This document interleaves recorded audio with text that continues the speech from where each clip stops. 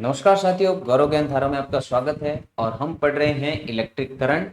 और electric current के portion में कल हमने पढ़ा था व्हीटस्टोन ब्रिज, जिसको हम व्हीटस्टोन सेतु भी कहते हैं। तो व्हीटस्टोन सेतु वाला हमने पोर्शन पढ़ा था। आज उसी कड़ी को आगे बढ़ाते हुए कि व्हीटस्टोन ब्रिज पर कौन सा एक इंस्ट्रूमेंट है या कौन सी एक डिवाइस जो उस पर बेस्ड है उसी को पढ़ेंगे, जिसको हम मीटर ब्रिज कहते हैं। जिस कल भी मैंने आपको बताया था कि मीटर ब्रिज जो है वो अपने 12th के एक्सपेरिमेंट में जरूर किया होगा और आपने पढ़ा भी होगा उसके बारे में। तो हम मीटर सेतु के बारे में आज पढ़ेंगे और विभव मापी क्या होती है उसके बारे में भी आज हम पढ़ेंगे। चलिए, तो मीटर सेतु क्या होता है, मीटर ब्रिज क्या होता है, वो भी किस पर आधारित है, व्हीटस्टोन सेतु पर ही आधारित है। उसमें भी 4 रेजिस्टेंस होंगे, ठीक है ना। तो वो भी क्या कर सकता है, मीटर ब्रिज भी किसी एक अज्ञात प्रतिरोध का मान उससे भी हम निकाल सकते हैं एक्सपेरिमेंटली। तो अगर प्रतिरोध का मान निकालना तो हम इसका उपयोग करते हैं मीटर ब्रिज का, जो व्हीटस्टोन ब्रिज पर ही बेस्ड है, मतलब व्हीटस्टोन सेतु पर ही ये आधारित है।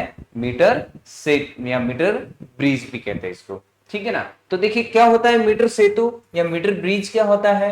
तो मीटर ब्रिज या मीटर सेतु एक ऐसी युक्ति है, एक ऐसी डिवाइस है, मतलब मीटर ब्रिज एक ऐसा विद्युत उपकरण है जो क्या करता है, अज्ञात प्रतिरोध को मापने के लिए उपयोग किया जाता है। ये मीटर ब्रिज आपने देखा ही होगा इसमें, ठीक है ना। ये मेटल की शीट्स होती है और इसमें ये रेजिस्टर्स दो तो ऊपर की तरफ जुड़े रहते हैं, एक आरबी बॉक्स होता है और एक अननोन रेजिस्टेंस, और बाकी 100 सेंटीमीटर का एक यहाँ पे वायर लगा होता है, ठीक है ना। और इस एंड से यहाँ गैल्वेनोमीटर जुड़ा होता है और यहाँ पे एक जॉकी जुड़ी होती है और यहाँ पे एक पोटेंशियल सोर्स जुड़ा रहता है। तो ये वाला एक एक्सपेरिमेंटल सेटअप यहाँ पे होता है, इसी को मीटर ब्रिज कहते हैं, मीटर सेतु करते हैं। तो क्या होता है, मीटर ब्रिज एक विद्युत उपकरण है जो अज्ञात प्रतिरोध मापने के लिए उपयोग किया जाता है। अब अज्ञात प्रतिरोध मीटर व्हीटस्टोन सेतु में भी हमने अज्ञात प्रतिरोध ही निकाला था, तो ये उसी पर आधारित है। उसका प्रिंसिपल अगर देखें मीटर ब्रिज का या मीटर सेतु का, तो व्हीटस्टोन ब्रिज ही इसका प्रिंसिपल है, मतलब उसी पर आधारित है, ठीक है ना। तो व्हीटस्टोन ब्रिज के सिद्धांत पर को लागू करके ये क्या कर सकते हैं, इसमें हम अज्ञात प्रतिरोध का मान ज्ञात कर सकते हैं। तो मीटर ब्रिज में क्या होता है, जिसे स्लाइड वायर ब्रिज भी कहा जाता है। स्लाइड वायर, उस पर जॉकी जो है स्लाइड की जाती है वायर के ऊपर, ठीक है ना। तो एक वायर के ऊपर इसको स्लाइड करके बैलेंस कंडीशन में लाके नल डिफ्लेक्शन लेके, ठीक है ना। नल डिफ्लेक्शन मैंने बताया था, संतुलित अवस्था, बैलेंस कंडीशन मैंने आपको कल भी बताया था, ठीक है ना। और नल डिफ्लेक्शन जब कोई भी धारा विभवांतर में कोई भी धारा जो है गैल्वेनोमीटर में धारा मापी में कोई भी धारा जब प्रवाहित नहीं होती तो उसको हम नल डिफ्लेक्शन या शून्य विक्षेप स्थिति कहते हैं, जिसमें बैलेंस कंडीशन में वो ब्रिज मिलता है। तो एक पैमाने पर फैला हुआ 1 मीटर लंबा तार होता है। इधर क्या होता है, एक मीटर स्केल लगा होता है, एक पैमाना लगा होता है, मीटर स्केल भी इसको कह सकते हैं।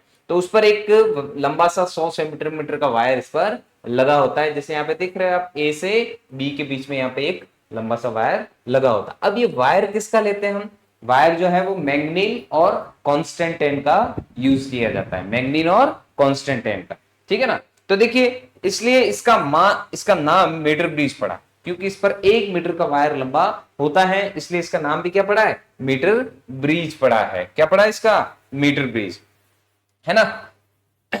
और इसका उपयोग आमतौर पर स्कूल और प्रयोगशाला प्रयोगों में किया जाता है सटीक प्रतिरोध मापने के लिए, ठीक है ना। इसका उपयोग कहां किया जाता है, आमतौर पर स्कूल और प्रयोगशालाओं में इसका उपयोग किया जाता है सटीक प्रतिरोध मापने के लिए, ठीक है ना। अब ये कैसे मापता वो भी मैं आपको बताऊंगा। तो देखिए मीटर ब्रिज क्या होता है, मीटर ब्रिज एक ऐसी डिवाइस है या ऐसे एक इलेक्ट्रिकल इंस्ट्रूमेंट है जो क्या करता है, अननोन रेजिस्टेंस का वैल्यू निकाल सकते हैं उससे, इससे मतलब अननोन रेजिस्टेंस की वैल्यू, जैसे मीटर व्हीटस्टोन ब्रिज भी था, है ना, तो उसी पर आधारित है। तो इसमें हम क्या कर सकते हैं, एक अननोन रेजिस्टेंस की वैल्यू निकाल सकते हैं, फाइंड कर सकते हैं। कैसे, by applying the principle of Wheatstone bridge. अब principle of Wheatstone bridge, R by S equal to P by Q, कल हमने लिया था R1 upon R2 equal to R3 upon R4, या फिर R1 upon R3 equal to R2 upon R4 बताया था मैंने, कैसे भी आप रिप्लेस करके उसको ले सकते हैं, ठीक है ना। तो a metre bridge also called a slide wire bridge consist of a 1 metre long wire stretch along a scale, मतलब एक स्केल पर एक वायर क्या होता है, स्ट्रेच किया जाता है, कितना, 1 मीटर का वायर, 100 सेंटीमीटर का वायर, ठीक है ना। Hence the name metre bridge, तो इसीलिए इसका नाम क्या है, मीटर ब्रीज है। It is commonly used in school and lab experiments for accurate resistance measurement. ठीक है ना, तो इसका मोस्टली कहां पे यूज किया जाता है? लैब एक्सपेरिमेंट्स और स्कूल्स में एक्सपेरिमेंट्स के लिए यूज किया जाता है। ठीक है ना, स्कूल और लैब्स में इसका यूज किया जाता है एक्सपेरिमेंटल सेटअप के तौर पर। किसके लिए? For measurement of resistance, accurate resistance का अगर हमको मेजरमेंट करना है, क्योंकि यहाँ पे भी देखिए R1 R2 है और यहाँ पर देखिए एक लंबा सा वायर होता है, तो जॉकी जो है इन दोनों वायर को क्या करती है? डिस्ट्रीब्यूट करती है। देखिए R1 अपॉन R2 या फिर R1 upon R3, R2 upon R4। तो ये वाले जो रेजिस्टेंस है वो इसको जॉकी जो है वो ये चारों रेजिस्टेंस को बैलेंस कंडीशन यहाँ पे लेंगे, तो इनका रेजिस्टेंस और इनका रेजिस्टेंस जब तक वो रेशियो सेम नहीं होता तब तक हम क्या करते हैं? स्लाइड करते हैं। इसीलिए इसको स्लाइड वायर क्या कहते हैं? मीटर ब्रिज भी या स्लाइड वायर ब्रिज भी कहते हैं इसको। ये देखिए स्लाइड वायर ब्रिज भी इसको कहा जाता है। अब देखिए कैसे काम करता है ये। तो इसमें क्या रहता है, देखिए यहाँ पे कोई भी आरबी बॉक्स ले सकते हैं या R1 कोई प्रतिरोध जुड़ा हुआ है। ये R2 मान लेते हैं कि इसका हमको वैल्यू निकालनी है इस R2 की, जो कि अननोन है, मतलब अज्ञात प्रतिरोध है। ये कैसा है? अज्ञात प्रतिरोध है। अब इसका हमको मान निकालना है। R1 हम आरबी बॉक्स ले रहे हैं, कोई नोन वैल्यू लेंगे यहाँ पे। ठीक है ना, इसमें से जितना भी हम निकाल रहे हैं 1 ओम 2 ओम 3 ओम जैसे भी हम ले सकते हैं, तो ये तो नोन वैल्यू है ना। अब यहाँ पे तो देखिए क्या है, सिर्फ एक वायर लगा हुआ है कांस्टेंटाइन या मैग्नीन का, कांस्टेंटाइन और मैग्नीन का वायर यहाँ पे लगा हुआ है, लेकिन उसका प्रतिरोध कितना है हमको नहीं पता, और कितना वायर है। लंबाई से भी तुमको पता है कि वायर कितना होता है? 100 सेंटीमीटर का होता है। कितना होता है? 100 सेंटीमीटर का। ठीक है ना, तो हम क्या लेंगे? 100 सेंटीमीटर लेंथ है। अब हमको ये चीज पता है कि प्रतिरोध जो है एक तो लंबाई पर निर्भर करता है और एक उसके क्रॉस सेक्शन एरिया पर निर्भर कर रहा है। अब जो भी हमने वायर लिया है वो वायर मोटा पतला तो ले नहीं रहे, एक वायर ले लिया यहाँ पे, तो उसका क्रॉस सेक्शन एरिया सेम है, लेंथ भी क्या है इसकी? सेम है। और उस प्रतिरोध के लिए अगर हम देखें तो उसकी रेजिस्टिविटी भी क्या होगी? सेम ही होगी। क्या होगी? रेजिस्टिविटी भी सेम। तो ये सारे कांस्टेंट वैल्यू है। तो इस कांस्टेंट वैल्यू के लिए हमने देखो लेंथ कितनी ले रहे हैं यहाँ पे? 100 centimetre. Cross section area same है, रो भी सेम है, लेकिन लेंथ इसकी 100 सेंटीमीटर ले रहे हैं। लेकिन बैलेंसिंग कंडीशन के लिए हम लेंथ क्या होंगे? इस जॉकी की से चेंज करते रहेंगे। ठीक है ना, तो हम ले लेते हैं यहाँ पे 100 सेंटीमीटर के लिए इसका रेजिस्टेंस कितना होगा। तो देखिए अगर पर सेंटीमीटर के लिए अगर ले तो मान लेते हैं कि इसका पर सेंटीमीटर जो रेजिस्टेंस है, पर सेंटीमीटर जो रेजिस्टेंस है वो कितना है? RCM है। कितना है? RCM। ये हमने माना है, लेट किया है कि इसके पर सेंटीमीटर रेजिस्टेंस इतना है, मतलब इकाई सेंटीमीटर के लिए इसका प्रतिरोध कितना है? RCM ले लिया। इकाई प्रतिरोध, इकाई सेंटीमीटर के लिए प्रतिरोध RCM है।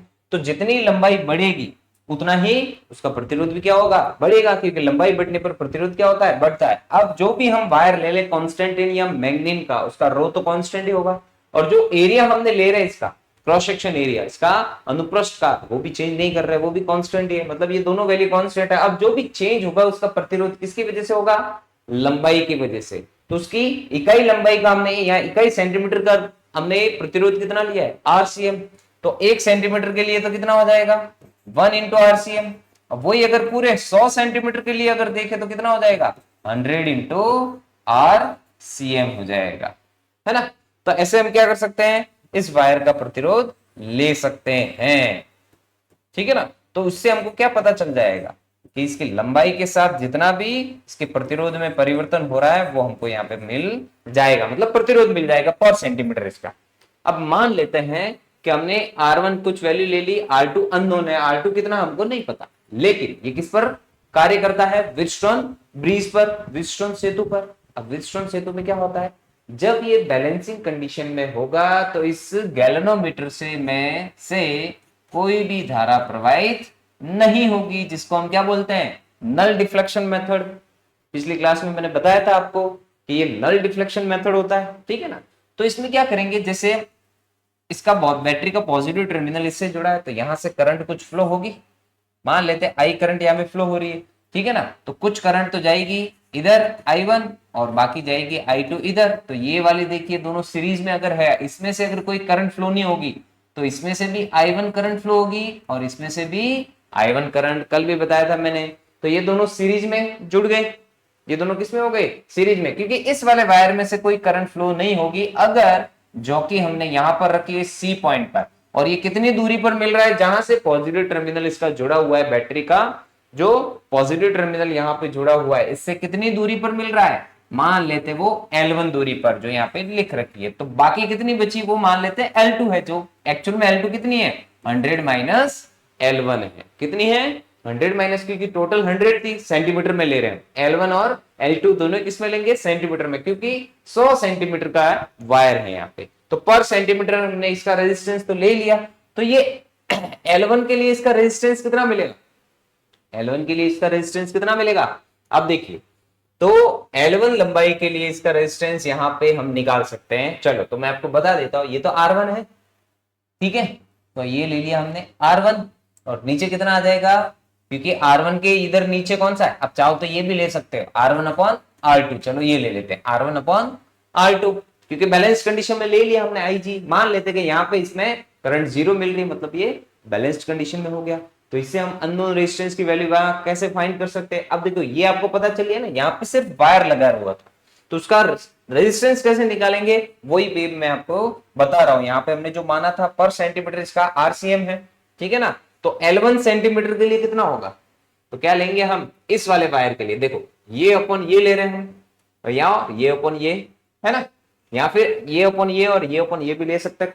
पिछली क्लास में मैंने सारा आपको व्हीटस्टोन ब्रिज प्रिंसिपल के अकॉर्डिंग बता दिया था। तो देखिए R1 upon R2 equal to, यहाँ पे देखिए लंबाई तो L1 मिल रही, लेकिन इस L1 लंबाई के लिए जितना भी ये वायर आया है, इस L1 लंबाई के लिए प्रतिरोध कितना होगा, तो देखिए L1 सेंटीमीटर है, और हर एक सेंटीमीटर के लिए हमने प्रतिरोध कितना लिया है, RCM लिया है।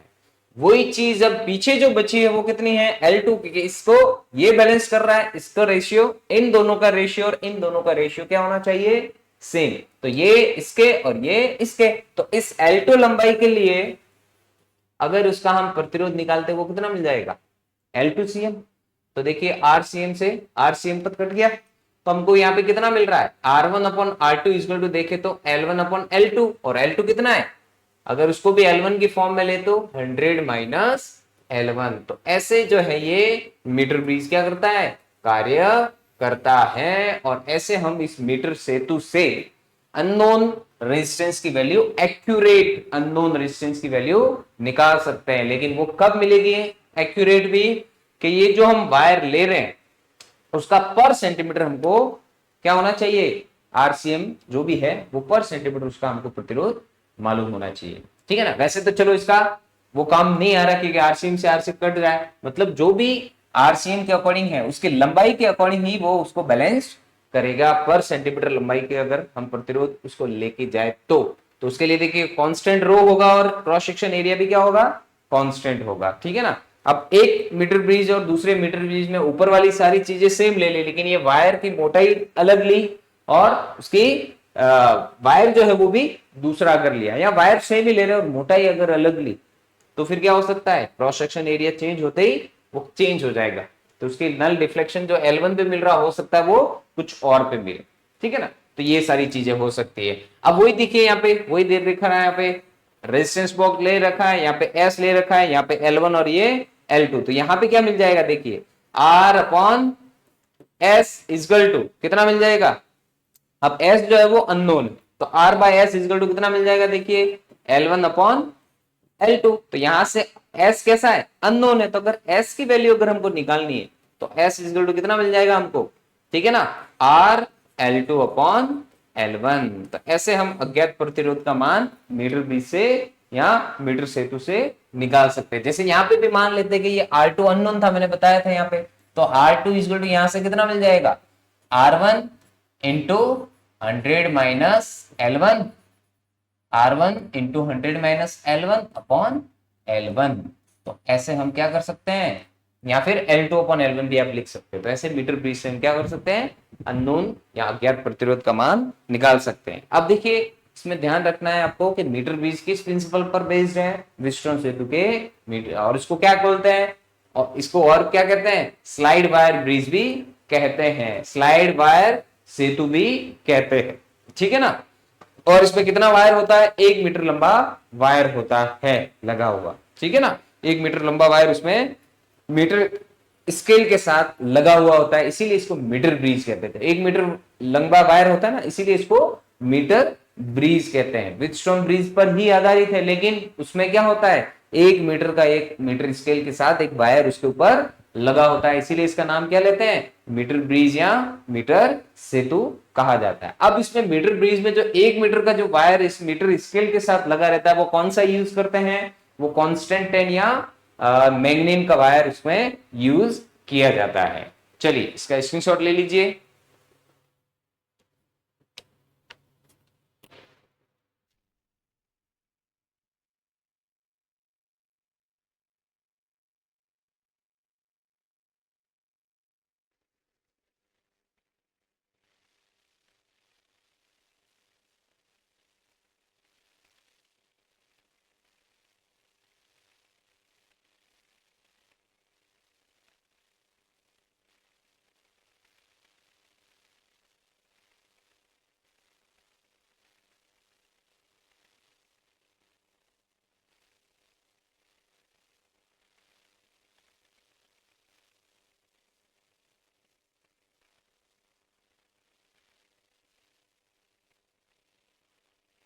चलिए अभी आगे चलते हैं।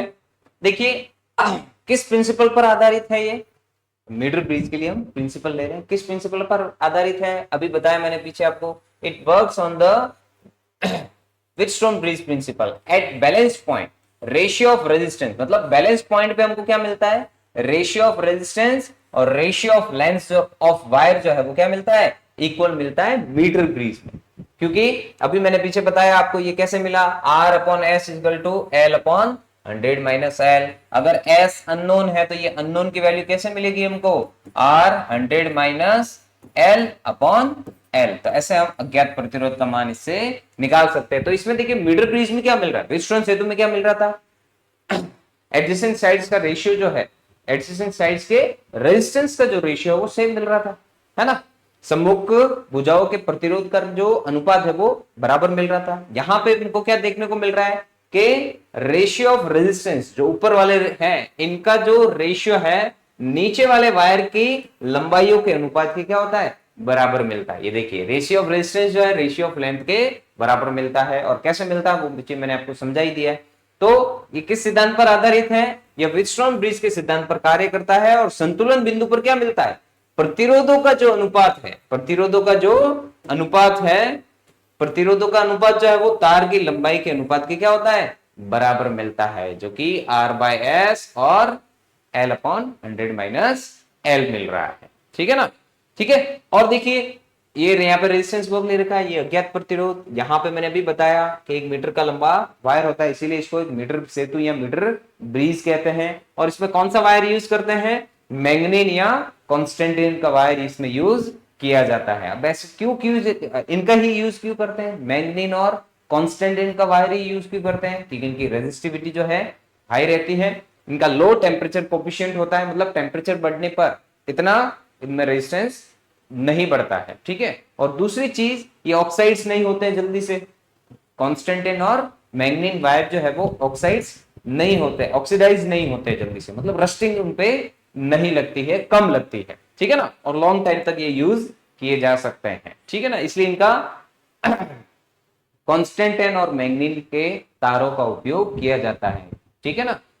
चलिए क्योंकि इनके रेजिस्टिविटी हाई होती है, हाई रेजिस्टिविटी होती है। हाई रेजिस्टिविटी का मतलब इनकी प्रतिरोधकता जो है वो अधिक होती है। दूसरी चीज इनका लो टेम्परेचर कोफिशिएंट होता है, मतलब उनका जो ताप गुणांक जो होता है ना, ताप गुणांक मतलब ताप के साथ वो कितना परिवर्तित हो रहे प्रतिरोध उसका, तो उनका ताप गुणांक जो है वो कम होता है, मतलब प्रतिरोध का जो ताप गुणांक होता है इनका वो कम होता है। और इनकी रस्टिंग भी, मतलब उन पर ये ऑक्सीडेशन उनका कम होता है। ठीक है ना, इसलिए कॉन्स्टेंटिन और मैग्नीन का ये वायर यूज किया जाता है। चलिए इसका भी स्क्रीनशॉट ले लीजिए आप।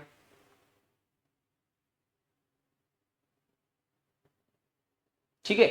चलिए तो ये हमने लिया मीटर बेस और किस प्रिंसिपल पर बेस्ड है। अब हम ले रहे हैं पोटेंशियोमीटर। देखो पोटेंशियोमीटर विभव मापी के पिछली क्लासेस में भी मैंने आपको बताया था, जब विभव मापी का मैंने कुछ वर्ड यूज किया था कि भाई ये एक्यूरेट, अगर पोटेंशियल की वैल्यू निकालनी है, पोटेंशियल डिफरेंस का मान निकालना है, अगर विभवांतर एक्यूरेट निकालना, आपको शुद्ध मान अगर निकालना है, तो हम विभव मापी का क्या करते हैं, उपयोग करते हैं। अब मीटर ब्रिज पे 1 मीटर का वायर लगा रहता है। अब इसमें 1 मीटर का वायर नहीं होता है, इसमें बहुत ही लंबा एक वायर लगा रहता है। अब कई पोटेंशियोमीटर में 10 मीटर वायर भी होता है। अब जैसे इसमें है तो 500 मीटर का यूज किया है या 400 मीटर का यूज किया हुआ है। देखिए 100, 200, 300 और 400 मीटर का यूज किया हुआ है, ठीक है ना।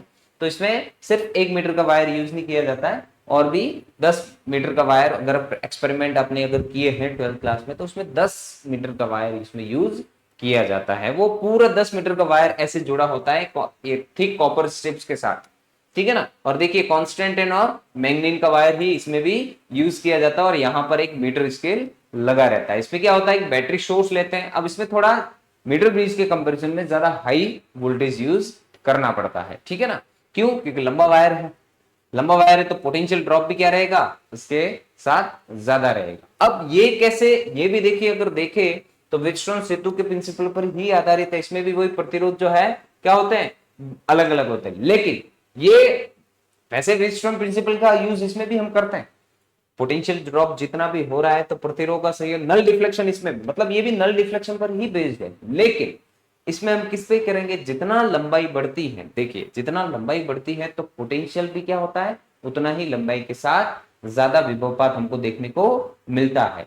तो ये विभव मापी जो है या पोटेंशियोमीटर जो है वो यूनिफॉर्म पोटेंशियल ड्रॉप पर ही बेस्ड होता है। मतलब uniform potential drop, potential drop मतलब कि विभव पात जो हो रहा है वो जितनी लंबाई पे ले रहे हैं, तो लंबाई बढ़ेगी तो विभव पात भी उतना ही बढ़ेगा। क्यों, क्योंकि लंबाई बढ़ने पर प्रतिरोध बढ़ रहा है, और प्रतिरोध ज्यादा होता है तो विभव भी, वहां पे विभव पात भी ज्यादा मिलता है। तो इसी प्रिंसिपल पर ये भी बेस्ड है। हमने अभी मैंने पीछे बताया था और पहले भी मैंने बताया हुआ है कि लंबाई पर ये निर्भर करता है, जितनी लंबाई बढ़ेगी प्रतिरोध बढ़ेगा, तो प्रतिरोध जब बढ़ेगा तो वहां पे विभवपात भी ज्यादा होता है। विभवपात भी क्या होता है, ज्यादा। क्यों, प्रतिरोध बढ़ेगा तो वो जाने कम देगा आवेशों को, तो उन आवेशों को ज्यादा ऊर्जा की जरूरत पड़ती है। तो विभवपात वहां पर जितना भी पोटेंशियल मिल रहा है, मतलब जितना भी बैटरी हमने ली है, तो अगर कम लेंथ लेंगे तो चार्जेस कम लेंथ में जल्दी से चले जाएंगे, लंबाई कम होगी तो प्रतिरोध कम होगा, लंबाई बढ़ेगी प्रतिरोध बढ़ेगा, तो वहां पे विभवपात भी क्या होता है, बढ़ता है।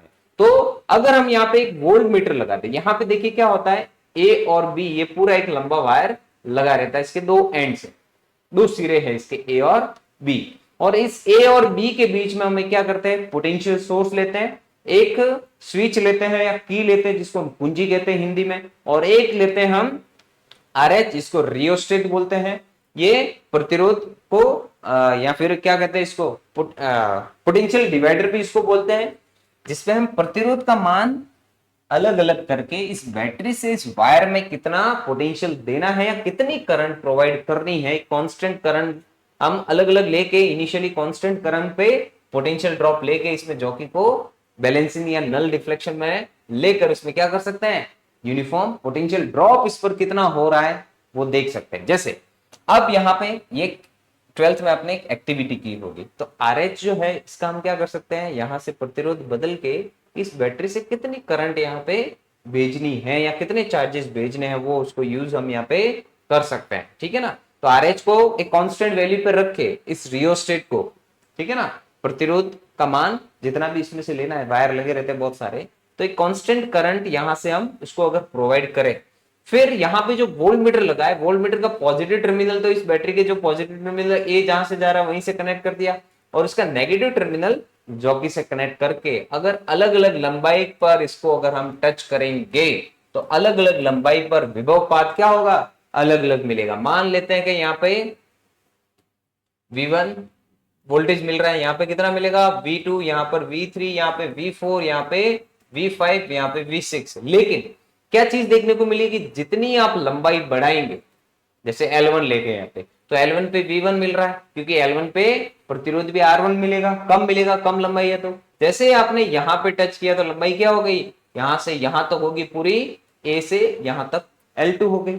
तो जैसे जैसे हम लंबाई बढ़ाते हैं इस पोटेंशियोमीटर में या सॉरी इस वोल्ट मीटर में जो है विभव भी हमको ज्यादा मिलता जाता है। अगर लंबाई कम करेंगे, ठीक है, जॉकी को कम लंबाई पे लेंगे तो वोल्ट मीटर में भी हमको कम वोल्टेज मिलता है। जैसे जैसे लंबाई बढ़ाते हैं तो वोल्टेज भी ज्यादा मिलता है। मतलब अब वोल्ट मीटर क्या करता है, कितना पोटेंशियल ड्रॉप वहां पर हो रहा है उस लंबाई के प्रतिरोध पर, तो वो ये मेजर कर लेता है। ठीक है ना। तो वोल्ट मीटर क्या करता है कि कितनी उस लंबाई के प्रतिरोध पर जो भी हम वायर ले रहे हैं उस लंबाई के प्रतिरोध पर आर सेंटीमीटर, यहाँ पे भी पर सेंटीमीटर हम कोई आरसीएम ले सकते हैं, तो उसके पर सेंटीमीटर पर कितना विभवपात हो रहा है वो ये मेजर कर लेता है इस पॉइंट और इस पॉइंट के बीच में। अब इसको यहां पे अगर ले रहे हैं तो इस पॉइंट और इस पॉइंट के बीच में जितना भी वायर का प्रतिरोध है उसके बीच में कितना है, यहां पे लिया तो इससे यहां से इन दोनों के बीच में कितना विभवपात हो रहा है वो वोल्ट मीटर मेजर कर लेता है। इसी को बोलते हैं हम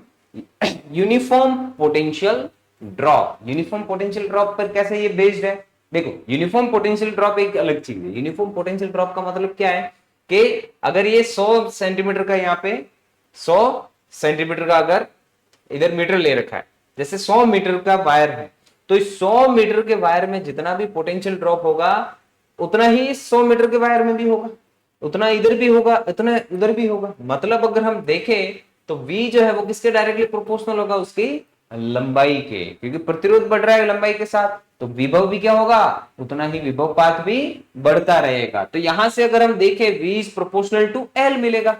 V क्या मिलेगा, L के प्रोपोर्शनल, तो V इक्वल टू हमको मिलेगा फाई L। अब यहाँ पे फाई क्या है, देखो फाई की अगर वैल्यू निकाले तो फाई है V अपॉन L। इसी को बोलते हैं पोटेंशियल ग्रेडियंट। क्या बोलते हैं इसको, पोटेंशियल ग्रेडियंट बोलते हैं, पोटेंशियल ग्रेडियंट। विभव प्रवणता, तो इस वायर की जो विभव विभव प्रवणता जो होगी वो हमको यहां से मिल जाएगी। लेकिन विभव प्रवणता कैसे मिलेगी, हमेशा कांस्टेंट। क्यों, लंबाई अगर आपने 100 मीटर ली या 100 सेंटीमीटर ली तो विभव भी उसी के साथ उतना ही बढ़ेगा। 200 लेंगे तो उसके हिसाब से विभव भी, विभवपात भी क्या होगा, यही मैंने बताया, जितनी लंबाई आप बढ़ाओगे विभवपात भी बढ़ेगा। तो ये पोटेंशियल ग्रेडियंट जो है वो क्या मिलेगा हमको, कांस्टेंट मिलेगा। ठीक है ना। इसी को बोलते हैं यूनिफॉर्म पोटेंशियल ड्रॉप। मतलब जितनी लंबाई आप बढ़ाओगे उतना ही विभवपात भी बढ़ेगा। मतलब जितनी लेंथ आप वायर की बढ़ा रहे हो तो प्रतिरोध भी बढ़ेगा, साथ साथ रेजिस्टेंस भी बढ़ेगा, तो उतना ही विभव का पाथ भी साथ साथ बढ़ता रहेगा। इसीलिए विभव प्रवणता जो है हमेशा इस पोटेंशियोमीटर के लिए कांस्टेंट मिलती है। कैसे मिलती है, कांस्टेंट मिलती है। तो देखिए क्या है पोटेंशियोमीटर। एक potentiometer is an electrical instrument used to measure potential difference या वोल्टेज वेरी एक्यूरेटली। ठीक है ना। अगर पोटेंशियल डिफरेंस कहीं पे मेजर करना है किन्हीं भी एक कंडक्टर के बीच में या उस कंडक्टर के किन्हीं दो पॉइंट्स के बीच में, अगर वोल्ट मीटर से भी ज्यादा कौन सा यूज करेंगे प्रिफर, अगर एक्यूरेट वैल्यू हमको निकालनी है अगर पोटेंशियल डिफरेंस की, ठीक है ना, अगर पोटेंशियल डिफरेंस की एक्यूरेट वैल्यू निकालनी है तो हम वोल्ट मीटर का यूज ना करके किसका करेंगे, पोटेंशियोमीटर का यूज करेंगे। क्योंकि volt meter exact accurate value जो है पोटेंशियल ड्रॉप की या पोटेंशियल डिफरेंस की नहीं बताता है। ठीक है ना। तो वहां पे हम किसका यूज करेंगे, पोटेंशियोमीटर। तो ये भी क्वेश्चन बन सकता है कि पोटेंशियोमीटर का ज्यादा वोल्ट मीटर के कंपैरिजन में यूज क्यों किया जाता है, क्योंकि ये एक्यूरेट वैल्यू पोटेंशियल डिफरेंस की, कहीं पे भी अगर पोटेंशियल ड्रॉप अगर हो रहा है ना, तो एक्यूरेट वैल्यू अगर निकालनी है तो हम पोटेंशियोमीटर से ही यूज पोटेंशियोमीटर से ही निकालेंगे। क्यों करते हैं, एक्यूरेट वैल्यू क्यों देते हैं, क्योंकि इसके लिए पोटेंशियल ग्रेडियंट की वैल्यू कैसे मिलती है, कांस्टेंट मिलती है। पोटेंशियल ग्रेडियंट की वैल्यू कांस्टेंट मिलती है कि जितना अगर लंबाई बढ़ाएंगे पोटेंशियल ड्रॉप भी उतना ही बढ़ता है। और उसी प्रिंसिपल पर ये आधारित होता है, कौन, पोटेंशियोमीटर, विभव मापी। ठीक है ना। तो विभव प्रवणता कांस्टेंट मिलती है, यही इसका प्रिंसिपल भी है। तो यहाँ पे विभव मापी इसीलिए यूज किया जाता है ज्यादा, अगर शुद्ध मान अगर विभवांतर का कहीं पे ज्ञात करना है तो वो वोल्ट मीटर का वहां पे यूज नहीं करेंगे, क्योंकि वोल्ट मीटर एक्यूरेट वैल्यू नहीं देता है, शुद्ध मान विभवांतर का नहीं देता है। चलिए तो कैसे करते हैं हम, by comparing it with a known voltage. कैसे, एक नोन वोल्टेज से कंपेयर करके। और इसका यही कार्य है पोटेंशियोमीटर का, विभव प्रवणता पर आधारित होता है उस प्रिंसिपल पर। ठीक है ना। तो इससे हम क्या कर सकते हैं, इससे हम किन्हीं सेलों का विद्युत वाहक बल भी है या पोटेंशियल जो है उससे कितना विभवपात हो रहा है या कितना विभव मिल रहा है, उनका हम क्या कर सकते हैं, उसको कंपैरिजन भी कर सकते हैं। ठीक है ना। चलिए और क्या है, ये based on the principle of uniform potential drop. किस पर बेस्ड होता है, यूनिफॉर्म प्रिंसिपल ड्रॉप पर बेस्ड होता है, जिसको हम विभव प्रवणता भी कह सकते हैं, क्योंकि यूनिफॉर्म पोटेंशियल ड्रॉप हो रहा है, लंबाई के साथ विभव हमेशा क्या मिलेगा, जितनी लंबाई बढ़ाओगे विभव पात उतना ही ज्यादा मिलेगा। तो लंबाई के साथ विभव पात भी क्या मिलेगा, हमेशा बढ़ता रहेगा, क्योंकि v जो है ये किस प्रिंसिपल पर आधारित है, यही विभव प्रवणता के पर या यूनिफॉर्म पोटेंशियल ड्रॉप पर। तो उससे क्या चीज देखने को मिलती है कि v जो है, जो विभव पात है वो लंबाई के क्या होता है, डायरेक्टली प्रोपोर्शनल होता है, लंबाई के समानुपाती होता है विभव पात। इसीलिए हमको क्या मिलता है फिर वहां पे कांस्टेंट वैल्यू मिलती है। जब भी हम प्रोपोर्शनल साइन हटाते हैं तो क्या लगता है, कांस्टेंट। इसीलिए मैंने बोला है कि विभव प्रवणता जो है वो हमेशा, कितना भी लंबा वायर ले लो, एक कांस्टेंट करंट पे वो हमेशा क्या मिलेगा, जिस भी बैटरी से इसके लिए पोटेंशियल ड्रॉप कांस्टेंट मिलेगा, मतलब सॉरी विभव प्रवणता जो है या पोटेंशियल ग्रेडियंट जो है कांस्टेंट मिलेगा। तो देखिए विभव मापी क्या है, विभव मापी वह विद्युत युक्ति है जो विभवांतर का शुद्ध मान ज्ञात कर सकती है किसी ज्ञात विभव की तुलना करके, तथा यह एक समान विभवपात के सिद्धांत पर आधारित है। किस पर आधारित है विभव मापी, एक समान विभवपात के सिद्धांत पर आधारित है। और कैसे क्या करता है, ये एक विद्युत युक्ति है जो विभवांतर का शुद्ध मान ज्ञात करती है। इसीलिए वोल्टमीटर का यूज नहीं करेंगे, अगर शुद्ध मान अगर विभवांतर का ज्ञात करना है तो किसका करेंगे, विभव मापी का उपयोग करेंगे। ये किस पर आधारित है, देखिए एक समान विभवपात के सिद्धांत पर ये आधारित है। तो कि वो क्या करते हैं, इसमें विभवांतर का शुद्ध मान ज्ञात कर सकता है। ठीक है ना। चलिए स्क्रीनशॉट ले लीजिए इसका भी आप।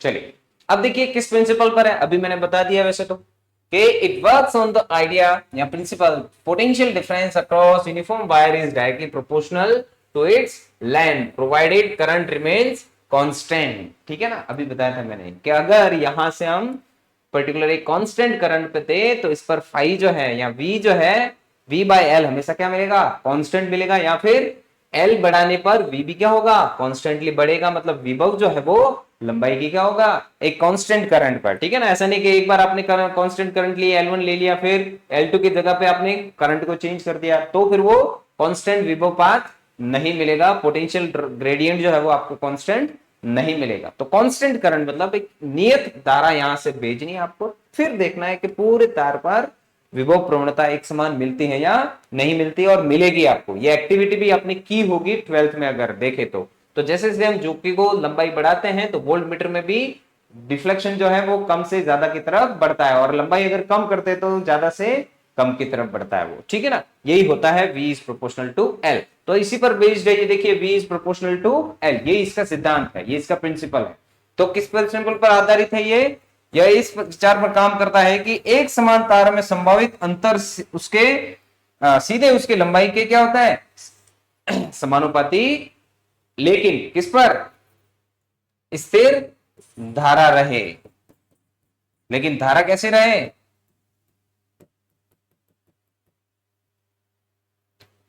एक समान तार में संभावित अंतर संभावित विभवांतर सीधे उसकी लंबाई के क्या होता है, समानुपाती होता है, समानुपाती होता है। परंतु धारा जो है, चलिए इधर ही लिख लेता हूं मैं, परंतु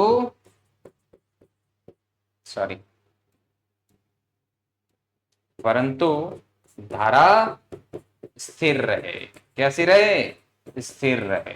ठीक है ना, यही बताया था मैंने, कांस्टेंट करंट होनी चाहिए। तो कांस्टेंट करंट पर विभवांतर जो उसकी लंबाई के क्या होगा, समानुपाती होता है, इसी सिद्धांत पर यह आधारित होता है। देखिए यहां पे भी एक बैटरी लगी हुई है, ठीक है ना, तो इससे हम क्या कर रहे हैं, कुछ ना कुछ करंट इससे मिलेगी। अब RH को हमने यहाँ पे फिक्स कर दिया, बस इस पे इसको वापस चेंज नहीं करेंगे। अगर इस की को हम क्लोज करते हैं तो कुछ ना कुछ करंट यहाँ से फ्लो होगी, फिर यहाँ पे देखिए करंट क्या हो रही है, डिस्ट्रीब्यूट होगी यहाँ पे और यहाँ पे। लेकिन यहाँ पर क्या देखने को मिल रहा है आपको, एक सेल और ले रखा है और इसके पैरेलल में यहाँ पर एक आरबी बॉक्स लगा हुआ है। तो ये आरबी बॉक्स क्या करेगा, इस सेल का इंटरनल रेजिस्टेंस जो है, मतलब इसका आंतरिक प्रतिरोध कितना है वो ये मेजर कर सकता है। ठीक है ना। अब वो कैसे करेगा, इसमें देखिए RH ले लिया हमने, आरबी बॉक्स में से कितना भी हम निकाल रहे हैं, फिर इसका बैलेंसिंग लेंथ लेंगे, तो ऐसे हमको कुछ ना कुछ वैल्यू इसमें मिलती रहेगी बैलेंसिंग लेंथ से। फिर इससे हम क्या कर सकते हैं, इंटरनल रेजिस्टेंस उसका या आंतरिक प्रतिरोध निकाल सकते हैं। चलिए ये भी बताऊंगा मैं अभी कैसे निकालना है। पहले आप ये देखिए प्रिंसिपल क्या है, सिद्धांत इसका ये, तो इसका भी स्क्रीनशॉट ले लिए। किस पर आधारित होता है, V is proportional to L, जो पीछे में मैंने भी बताया, फाई जो है कांस्टेंट, उसके लिए विभवपात मिलता है कांस्टेंट करंट पर, नियत धारा पर।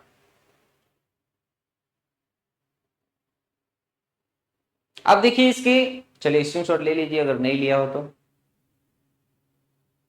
अब देखिए, अब इसकी यूजेज क्या है, comparing of EMFs of cell, और क्या करता है, measuring internal resistance of a cell, अभी मैंने बताया। और तीसरी चीज क्या है, calibrate voltmeters and ammeter, ammeter और वोल्ट मीटर को कैलिब्रेट भी कर सकता है। मतलब कैलिब्रेट करने का मतलब कि एमीटर और वोल्ट मीटर से कितना डिफरेंस मेजर कर रहे हैं, तो उससे उसके कैलिब्रेट हम उसको एमीटर और वोल्टमीटर को कर सकते हैं कि कितना परसेंटेज एरर उसमें मिल रही है, इसके कंपैरिजन में वो कितना ज्यादा या कम बता रहे हैं। ठीक है ना। तो उनको कैलिब्रेट करने के लिए भी इसी पोटेंशियोमीटर का यूज कर सकते हैं। ठीक है ना। और देखिए इसका उपयोग क्या क्या है,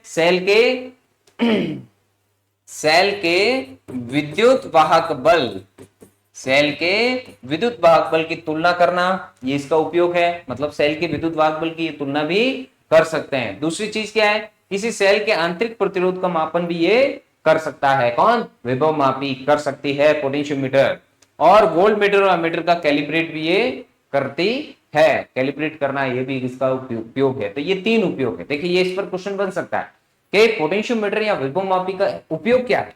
तो उपयोग क्या क्या है, एक तो क्या कर सकता है, किन्हीं सेलों का, अभी मैंने बताया था कि ये पोटेंशियोमीटर की एक्यूरेट वैल्यू निकालते किसी नॉन पोटेंशियल से कंपेयर करके, तो ये कंपेयर भी कर सकता है, तुलना कर सकता है। ठीक है ना, किसकी, सेलों के विद्युत वाहक बल की ये तुलना कर सकता है, ईएमएफ को कंपेयर कर सकता है। दूसरी चीज, किसी सेल का आंतरिक प्रतिरोध भी ये मापन कर सकता है, किसी सेल के आंतरिक प्रतिरोध का अगर मापन करना है तो वो भी ये कर सकता है। तीसरी चीज क्या है, वोल्ट मीटर और एमीटर को ये कैलिब्रेट भी कर सकता है। ठीक है ना। चलिए ये भी स्क्रीनशॉट ले लीजिए आप।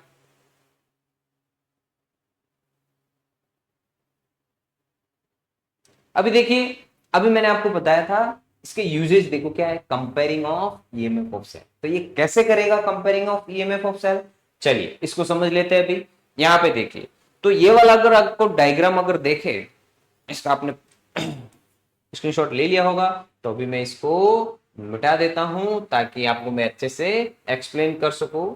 चलिए इसका तो वैसे इतना यूज नहीं आएगा कंपेयरिंग ऑफ ईएमएफ में, मैं ये इसी को बता देता हूं यहाँ पे। चलिए अब यहाँ पे ये डायग्राम आपको दिख रहा है, ये बैटरी लगी हुई है, पॉजिटिव टर्मिनल है, ये पॉजिटिव टर्मिनल, ये नेगेटिव टर्मिनल। तो यहाँ से कुछ ना कुछ करंट जाएगी, कुछ ना कुछ करंट यहाँ से फ्लो होगी। फिर यहाँ पे भी देखिए, सॉरी, तो जितनी करंट यहाँ से जाएगी उतनी करंट यहाँ पे ये दिख रहा है आपको आर, ये आर क्या है, वेरिएबल रेजिस्टेंस है। यहाँ पे वही आर एच जो हम लेते हैं रियोस्टेट, ठीक है ना, जो प्रतिरोध को हम क्या कर सकते हैं, इसे अलग अलग ले सकते हैं। तो यहां से कितनी धारा या कितना पोटेंशियल यहाँ पे ड्रॉप हमको देना है, मतलब इस बैटरी से कितनी धारा अंदर प्रवाहित करनी है उस पूरे सिस्टम में, तो वो हम इसे यहाँ पे कर सकते हैं। यहाँ पे एक कुंजी लगा दी हमने, साथ ही साथ ये देखिए, ये इसका ए वाला पॉइंट हो गया है ना, और ये इसका लास्ट वाला पॉइंट, वहां पे बी लिख रखा था, यहाँ पे सी ले रखा है। ठीक है ना।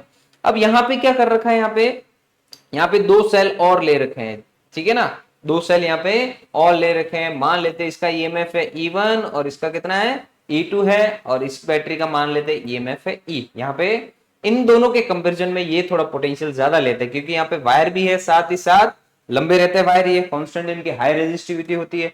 ठीक है ना, तो लंबा वायर है तो ज्यादा प्रतिरोध होगा, तो विभव भी यहाँ पे पात भी मैंने बताया, विभव पात भी ज्यादा होगा। तो ज्यादा विभव पात के लिए हमको यहाँ पे पोटेंशियल भी इसको ज्यादा देना पड़ेगा, तभी ये उतने प्रतिरोध तक पहुंच पा के वापस करंट यहाँ तक भेज पाएगा। अगर हम करंट कम लेंगे तो क्या ये पूरे वायर में करंट हो सकता है, पूरे वायर में ये चार्जेस यहीं पे पूरे घर्षण करके यहाँ बाहर निकले ही ना, यहाँ तक पहुंच के ये उसकी एनर्जी पूरी खत्म हो जाए, ठीक है ना। तो इसलिए हम क्या करते हैं, इसका पोटेंशियल थोड़ा हाई लेते हैं इन दोनों के कंपैरिजन में। चलिए, तो अब इसमें क्या होता है कि यहां से जो करंट फ्लो हो रही है, अब ये भी यहाँ पे कुछ ना कुछ करंट देगा, यहां से भी करंट आ रही है, ये एक जंक्शन पॉइंट मिल गया, तो यहां से मान लेते हैं I1 करंट आ रही है, यहां से I2 और यहां से आ रही है I।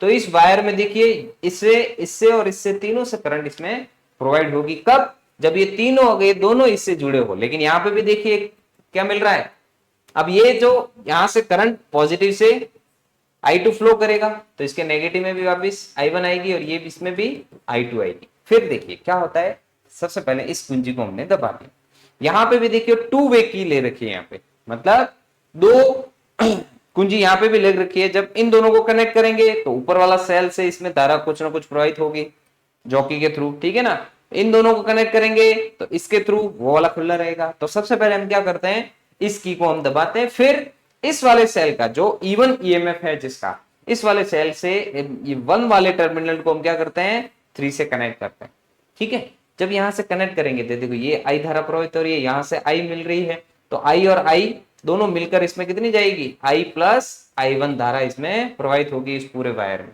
है ना। फिर हमको करना क्या है, यहाँ पे बैलेंस भी तो करना पड़ेगा ना। तो जॉकी क्या करती है, बैलेंस करती है, बताया था मैंने आपको, ठीक है ना। तो यहाँ पे भी ये जॉकी क्या करेगी, इसको बैलेंसिंग कंडीशन में लेगी। कब लेगी बैलेंसिंग कंडीशन में, यहाँ पे जितना भी विभव पाथ हमको मिल रहा है, जैसे मैंने बताया था यहाँ पे phi = V/L करके, है ना।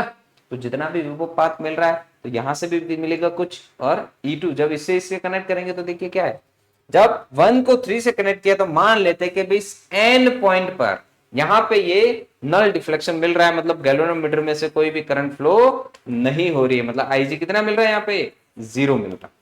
तो वो वाली लंबाई हम यहाँ पे क्या कर लेंगे, L1 ले लेंगे, मेजर कर लेंगे उसको, पीछे जो बचेगी वो L2 हो जाएगी, पीछे जो बचेगी वो कितना हो जाएगी L2। तो यहाँ पे जब हमने ये वाला लिया है E1 वाला, जो ये वाला पोर्शन अगर ले तो देखिए यहाँ से ये पूरा यहां से लेकर ये एक लूप मिलता है। देखिए ए, इसको भी नाम देते हैं AE1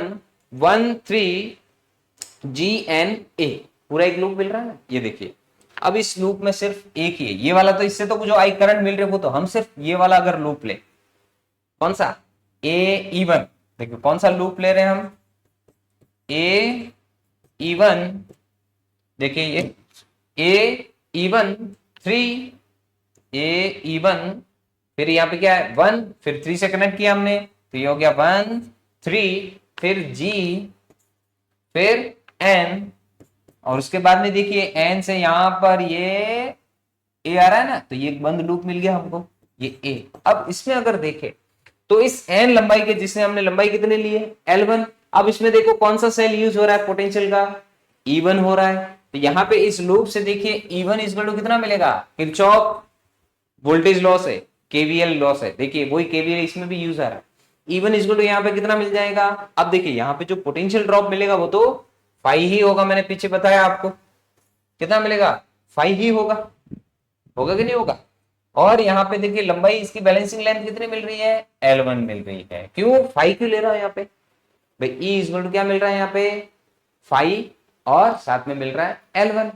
अब ये phi L1 क्यों ले रहे हैं, phi मैंने अभी पीछे बताया था phi = होता है V/L, मतलब इकाई लंबाई पर जितना भी विभव पात होगा, तो यहाँ पे वही तो ले रहे हैं हम।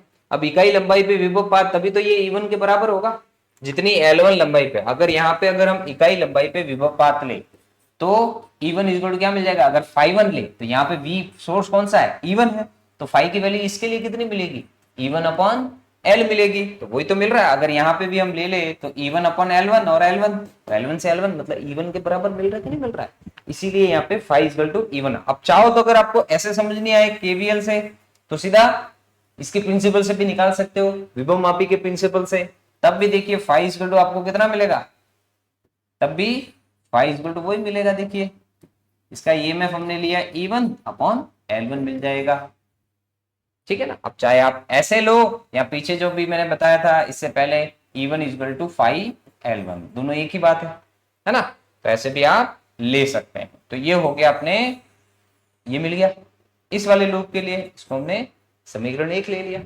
अब दूसरा हम सेल अगर इसको कनेक्ट करें दूसरी सिचुएशन के लिए, कि जब मैंने अगर हम इसको इससे कनेक्ट करें, 1 वाले को हमने हटा देते हैं यहाँ पे, है ना, फिर उसको बैलेंसिंग कंडीशन में लेंगे तो यहाँ पे देखिए कि यहाँ पे 2 को 3 से हम कनेक्ट करते हैं, इस 2 को, इस की को, इन दोनों को कनेक्ट करेंगे तो क्या होगा, अब ऊपर वाला जो है वो तो अब काम आएगा नहीं, ये जो ऊपर वाला सेल था वो तो काम आएगा नहीं। अब ऊपर वाले सेल के मान कितना लिया था हमने, E1 लिया था और इसका E2 लिया है, तो अब इससे जब कनेक्ट करेंगे तो यहां से तो करंट I आ रही है और इससे कितनी मिल जाएगी, I2, तो इसमें वायर जो है वो कितनी करंट मिलेगी, I प्लस I2 मिलेगी, I प्लस I2 इस धारा में प्रवाहित होगी इस पूरे वायर में। अब उसके लिए जब दूसरा सेल हम यूज कर रहे हैं और I प्लस I2 धारा के लिए, इसके लिए बैलेंसिंग लेंथ कहां पे मिल रही है, संतुलित अवस्था में किस लंबाई पर मिल रहा है, यहां पर, तो इसके लिए मान लेते हैं ये कितनी है, L2 है, पूरी है, A से लेकर ये M तक, L1 से तो वो ज्यादा है, मतलब ये दूसरे वाले का विभव भी क्या होना चाहिए, ज्यादा है, इसीलिए ज्यादा मिल रहा है ना, ठीक है। तो उसके लिए देखिए क्या मिलेगा, अब कौन सा लूप ले रहे हैं हम, दूसरा ये ले रहे हैं हम लूप, देखिए कौन सा, A E2 फिर 2 3 फिर G फिर M, ये पॉइंट लिया हमने, फिर बाद में A, तो ये भी एक बंद लूप मिल गया। देखिए तो इस बंद लूप से हमको क्या मिल रहा है, कौन सा सेल लिया हमने, E2, तो इसके लिए भी वही फाई क्या मिलेगा, क्योंकि फाई कांस्टेंट होता है, इसीलिए मैं इसमें भी फाई और इसमें भी फाई ले रहा हूं, इस पूरे वायर के लिए फाई का मैंने पहले यहाँ पे बता ही दिया था आपको, ठीक है ना, उसी सिद्धांत पर आधारित है। वो कितना मिल जाएगा, देखिए E2 अपॉन L2 मिल जाएगा। अब इन दोनों समीकरण में अगर हम देखें तो क्या मिल रहा है, दोनों में फाई फाई है, तो इससे क्या मिल जाएगा हमको, E1 upon L1 equal to कितना मिल जाएगा, E2 अपॉन L2। अब इनको भी इधर उधर ट्रांसफर करें तो देखिए क्या मिल जाएगा, E1 upon E2 equal to L1 upon L2। तो देखिए ऐसे हम क्या कर सकते हैं, इस पोटेंशियोमीटर से या विभव मापी से ईएमएफ का हम क्या कर सकते हैं, कंपैरिजन कर सकते हैं।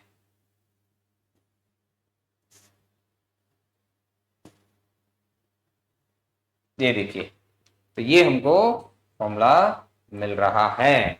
तो ऐसे हम क्या कर सकते हैं, इसका मान देखो, E1 अपॉन E2 किसके बराबर मिल रहा है, L1 अपॉन L2, तो जितनी L1 आई है और जितनी L2 आई है वो इन दोनों सेलों के विभव के अनुपात की क्या होगा, किसके बराबर मिल रहा है, लंबाई के, जो संतुलित लंबाई हमको मिल रही है उसके बराबर मिल रहा है। तो ऐसे हम क्या कर सकते हैं, इंटरनल रेजिस्टेंस का मान निकाल सकते हैं। तो देखिए यही हमने किया था यहाँ पे।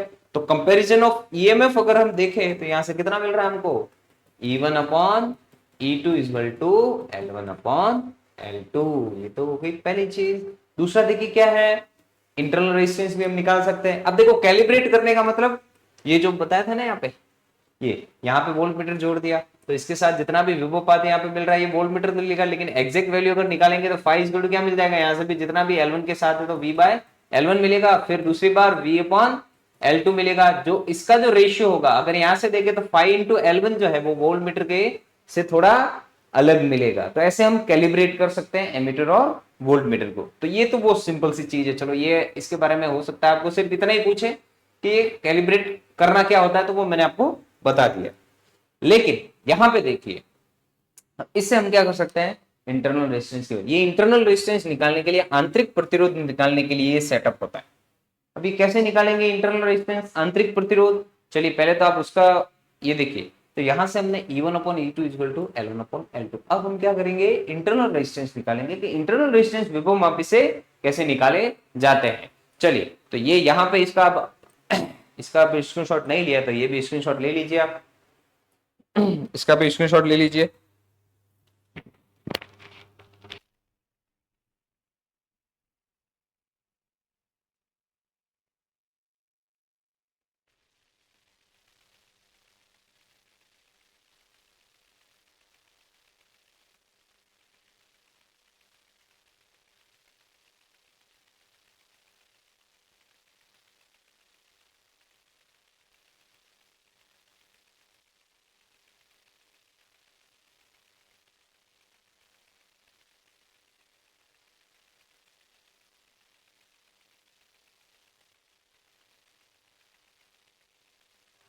चलिए अभी देखिए इंटरनल रेजिस्टेंस कैसे निकालेंगे, तो वो इंटरनल रेजिस्टेंस का निकालने का कि किसी सेल का आंतरिक प्रतिरोध कैसे निकालना है, तो आंतरिक प्रतिरोध निकालने का सेटअप यही है। अब इससे हम आंतरिक प्रतिरोध कैसे निकालेंगे, देखिए चलो ये भी मैं आपको बता देता हूं कि आंतरिक प्रतिरोध हमको कैसे निकालना है।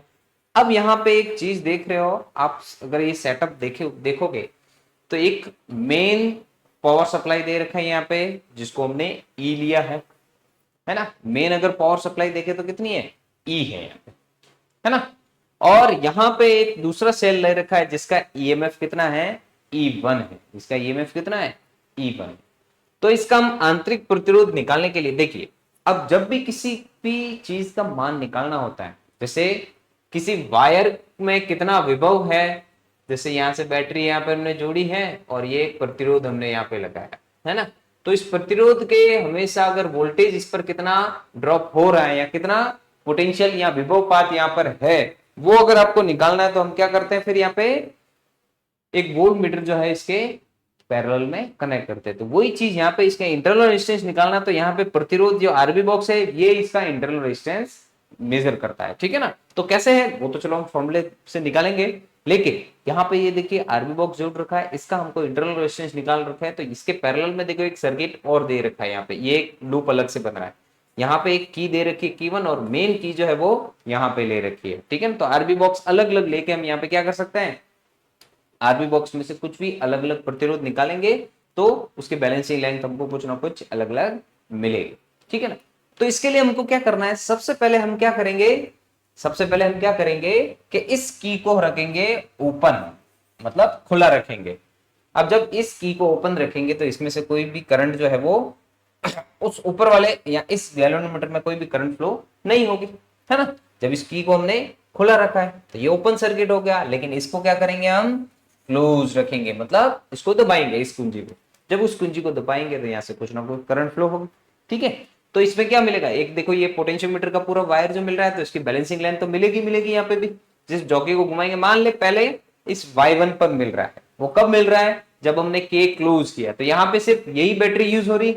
तो इसके लिए जो विभव पात होगा, यहाँ जो फ्लक्स विभव या विभव प्रवणता जो है वो कितने मिलेगी, 5 × पीछे भी हमने यही लिया, कितने मिलेगी, E अपॉन मान लेते हैं L1, कितनी है L1, E अपॉन L1 है, ठीक है ना। अब E अपॉन L1 लिए हमने, फिर इसको तो हम दे देते हैं कब, जब हमने K1 को कैसा रखा है, ओपन रखा है, मतलब K1 कुंजी जो बंद है। अच्छा इसको ऐसे कंफ्यूज मत करना, ये खुला, जब ये सिर्फ के ही हमने यूज में की है तो K1 ओपन और के जो है वो क्लोज ली है,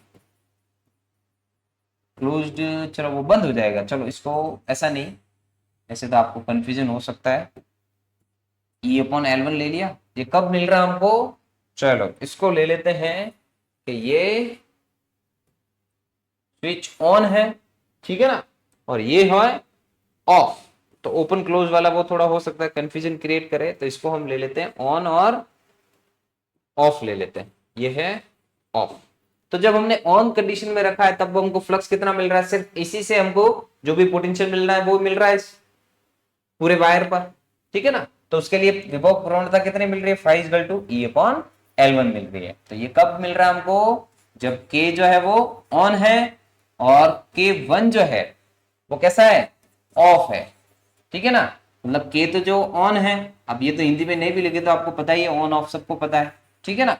तो ये चीज मिल रही है। दूसरा, जब हम इस K1 को ओपन करेंगे तो इस वाले सेल का विभव भी उसमें इस वायर में क्या होगा, विभव पात इसके कारण भी मिलेगा, वो भी एंटर होगा, क्योंकि यहां से भी कुछ करंट फ्लो होके इसमें इस गैल्वेनोमीटर में जाएगी और ऊपर से इसमें से तो आ ही रही है, तो दोनों से करंट फ्लो होगी, तो इसका अब बैलेंसिंग लेंथ जो है वो क्या होगी, कुछ अलग मिलेगी। तो विभव प्रवणता अब यहाँ पे कितने मिलेगी, इसका भी कुछ विभव पात होगा, इससे भी और इससे भी, मतलब पहले के कंपैरिजन में जो सिर्फ E मिल रहा था, अब E और E1 दोनों मिलाकर इस वायर पर पोटेंशियल ड्रॉप होगा। अब मान लेते हैं E और E1 दोनों मिलाकर कितना है, V दे रहे हैं, E और E1 दोनों मिलाकर इस पूरे वायर पर। अब जब इसको बंद किया, चलो पूरा E1 तो नहीं मिलेगा, लेकिन फिर भी तो जो भी विभव पात मिलेगा पहले के कंपैरिजन में ज्यादा मिलेगा, पहले के कंपैरिजन में कितना मिलेगा, ज्यादा। तब वेग प्रवणता कितनी मिलेगी, देखिए वेग प्रवणता क्या, विभव प्रवणता, पोटेंशियल ग्रेडियंट, फिर कितना मिलेगा हमको, v अपॉन L2। पहले हमको L1 पे मिल रहा था, यहाँ पे फिर L2 पे मिल रहा है ना। तो ये L1 और L2 के लिए अलग अलग ले लिया हमने, है ना। तो ये L2 पे मिल रहा है, ये दूसरी इक्वेशन मिल गई। तो अब यहाँ पे देखिए, अगर हम इन दोनों को समान रखे तो कितना मिल रहा है, देखिए E अपॉन L1 और यहाँ पे मिलेगा V अपॉन L2। ये हम किसके लिए ले रहे हैं, आंतरिक प्रतिरोध वाले के लिए। तो देखिए क्या मिल जाएगा यहाँ पे, अब अगर हम यहाँ पे ले तो E upon V equal to मिल रहा है L1 अपॉन L2। कितना मिल रहा है, E upon V equal to L1 upon L2। ये मैं इसको बस पीछे की तरफ ही बता देता हूँ जहां पे इसके यूजेज लिखे हुए।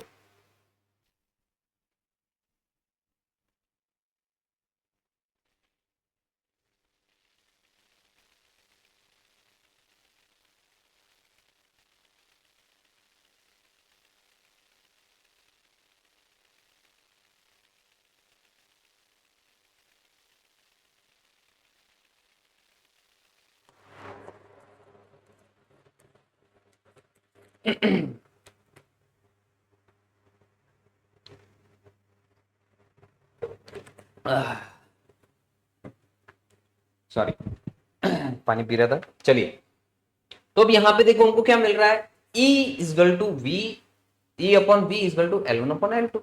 तो ये यहाँ पे अगर इनका मान रखे, चलो मैं उधर पीछे ही बता देता हूँ, यहाँ पे खाली जगह है। तो इस वाले के लिए हम ले रहे हैं, सॉरी इसके लिए ले रहे हैं, इस वाले के लिए डायग्राम वो पीछे है ही हमारा, ठीक है ना। तो यहाँ पे हम क्या ले रहे हैं, देखिए फाइव इक्वल टू, यहाँ पे हमको पहले कितना मिल रहा था, फाइव इक्वल टू पहले कितना मिला था हमको, E अपॉन L1, ठीक है ना। और दूसरा कितना मिल रहा था हमको, ये इसके लिए दूसरा जो है वो 5 मिल रहा था हमको, V अपॉन L2 मिल रहा था, जिसको हमने इक्वेशन नंबर 2 दी थी, ठीक है ना। तो अब इनमें देखिए E upon V equal to, क्योंकि दोनों सेम है, दोनों क्या है, सेम है। तो 5 सेम होगा तो उससे हमको क्या चीज मिलेगी, क्या वैल्यू मिलेगी हमको देखिए इससे हमको फाइव इक्वल टू, देखिए क्या मिलेगा, E upon L1 equal to V upon L2। तो अब यहाँ पे इन दोनों की अगर हम वैल्यू पुट करें, चले सीधा ही कर लेते हैं अभी। तो ईएमएफ क्या होता है, देखिए ये E क्या है, विद्युत वाहक बल है। E इक्वल टू हम क्या ले सकते हैं, E क्या होता है, इंटरनल और एक्सटर्नल दोनों पोटेंशियल का होता है सेल के साथ, सेल के अंदर भी जो धारा प्रवाहित करने के लिए। तो देखिए I इक्वल टू क्या होता है, R प्लस कैपिटल R।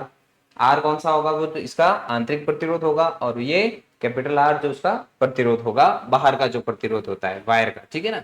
तो ये तो मिल गया। और V इक्वल टू हमको पता है कितना होता है, पोटेंशियल IR होता है। तो यहां से देखिए हमको क्या मिल जाएगा, I R plus capital R upon L1, और यहाँ पे कितना रखेंगे, I R अपॉन L1। तो देखिए I से I तो कैंसिल हो गया। अब यहाँ पे हमको निकालना क्या था, आंतरिक प्रतिरोध ही तो निकालना था। क्या निकालना था, आंतरिक प्रतिरोध। तो यहां से अगर हम इसको क्रॉस मल्टीप्लाई करें तो देखिए क्या मिल जाएगा, R L1 plus R, sorry ये L2 है, तो R L2 upon capital R L2 equal to यहाँ पे कितना मिल रहा है, R L1 मिल रहा है। R L2 को हम इधर रखे, इसको अगर उधर ट्रांसफर करें तो देखिए R L1 minus R L2 हो जाएगा। तो R इक्वल टू हमको कितना मिल जाएगा, देखिए कैपिटल R तो कॉमन है, L1 माइनस L2, और यहां से ये नीचे आ जाएगा L2। तो ऐसे हम क्या कर सकते हैं, आंतरिक प्रतिरोध का मान भी इस विभवमापी से किसी सेल का आंतरिक प्रतिरोध निकाल सकते हैं। देखिए जो हमने सेल लिया था, ठीक है ना, नीचे, तो उसका आंतरिक प्रतिरोध हम निकाल सकते हैं। चलिए, तो इसका भी स्क्रीनशॉट ले लीजिए आप। तो ये थे हमारे मीटर ब्रिज या मीटर सेतु और पोटेंशियोमीटर। चलिए, तो स्क्रीनशॉट ले लिया आपने। तो ये देखिए हमने आज मीटर ब्रिज और विभवमापी का क्या उपयोग है, और मीटर ब्रिज और विभवमापी क्या होते हैं, ये सारी चीज ले ली हमने। ये किस पर आधारित होते हैं, इनका प्रिंसिपल क्या है, इसमें कौन सा वायर यूज करते हैं, कॉन्स्टेंटेन और मैंगनीज का वायर। और ये भी देखिए R बाय R और L1 अपॉन L2, मतलब इसमें क्या मिलता है प्रिंसिपल, जब ये कि लंबाई पर सेंटीमीटर, उसका लंबाई पर सेंटीमीटर, उसका प्रतिरोध जितना भी अगर ले वो अगर कांस्टेंट है पर सेंटीमीटर, तो हमको क्या मिलेगा, उनका रेजिस्टेंस का रेशियो जो उसकी लंबाई के रेशियो की क्या मिलता है, बराबर मिलता है। और पोटेंशियोमीटर क्या होता है हमको पता ही है, वो एक्यूरेट पोटेंशियल ड्रॉप, अगर पोटेंशियल ड्रॉप या एक्यूरेट पोटेंशियल डिफरेंस अगर कहीं पे मेजर करना है तो हम इसका उपयोग करते हैं। और ये किस पर बेस्ड होता है, विभव प्रवणता के प्रिंसिपल पर आधारित होता है, मैंने बताया था यूनिफॉर्म पोटेंशियल ड्रॉप के ऊपर आधारित होता है, ठीक है ना। और इससे हम क्या कर सकते हैं, ये प्रिंसिपल ये मैंने बता दिया, इससे क्या कर सकते हैं, कंपेयर ऑफ ईएमएफ कर सकते हैं, इंटरनल रेजिस्टेंस निकाल सकते हैं, और वोल्टमीटर और एमीटर को कैलिब्रेट भी इससे कर सकते हैं, ठीक है ना। तो ये चीज होगी अपने। हाँ एक चीज मैं बता दे, तो कल जो लास्ट वाला सॉरी कल क्या पिछले क्लास में जो हमने लास्ट वाला मीटर ब्रिज के व्हीटस्टोन सेतु के आधार पर जो हमने क्वेश्चंस किए थे, तो उसमें हम करंट जो मिली थी हमको कि आईजी जो है वो कितनी करंट फ्लो होगी, तो वो यहाँ पे मिली थी हमको 16/250। तो वहां मैंने गलती से 4/125 लिख दिया था, ठीक है ना। तो वो 4/125 नहीं आएगा यहाँ पे, ये मैं बता देता हूँ, वो वहां पे आएगा 8/125, ठीक है ना। तो इतनी करंट जो है एम्पियर इसमें मिलेगी। तो ये थोड़ा करेक्शन कर लेना पिछली क्लास के कंपैरिजन में, इससे पिछली जो क्लास थी उसमें। चलिए तब तक के लिए मुझे आगे दीजिए, धन्यवाद अच्छे से सुनने के लिए।